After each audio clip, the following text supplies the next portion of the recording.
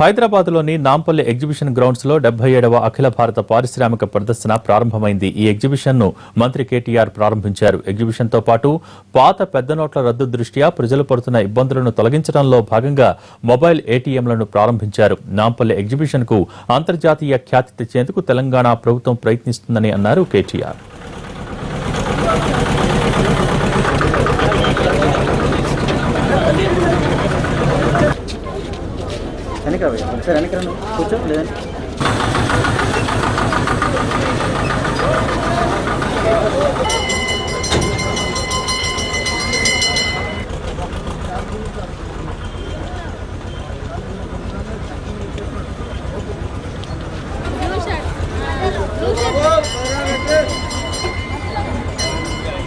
ఈ ఎగ్జిబిషన్ నిజానికి ఏర్పాటు చేసింది ఒకనాడు 77 సంవత్సరాల కిందట మన ఉత్పత్తుల్ని మనమే ప్రదర్శించుకోవాలి, ఇక్కడ స్థానికంగా ఉత్పత్తి అయ్యే మరి మన ప్రోడక్ట్స్ ని మనమే డిస్ప్లే చేయాలనే ఉద్దేశంతో ఈ కార్యక్రమం ప్రారంభించినప్పటికీ కూడా ప్రస్తుతం హైదరాబాద్ ఒక గ్లోబల్ సిటీగా రూపొందించే క్రమంలో, హైదరాబాద్ ఒక గ్లోబల్ సిటీగా ఇవాల్వ్ అయ్యే క్రమంలో even Numaish has to transcend barriers, even Numaish has to be a destination shopping kind of an event for the entire country and not just for Hyderabadis.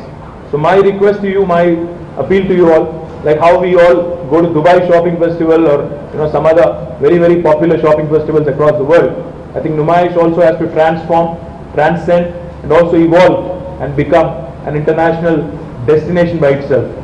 ఇప్పుడున్నటువంటి పరిస్థితుల్లో మళ్ళీ స్ట్రీమ్లైన్ చేసుకొని గొప్పగా మళ్ళీ పాత గ్రౌండ్ని సంతరించుకొని ఇవాళ ఎగ్జిబిషన్ గ్రౌండ్ని కూడా ఒక గొప్ప పద్ధతిలో నిర్మాణం చేసుకున్న దానికి మన శ్రీకారం చుట్టబోతున్నాం. ఈ తరుణంలో తప్పకుండా వారికి కూడా ఈ ఎగ్జిబిషన్ పట్ల కొంత అవగాహన వస్తే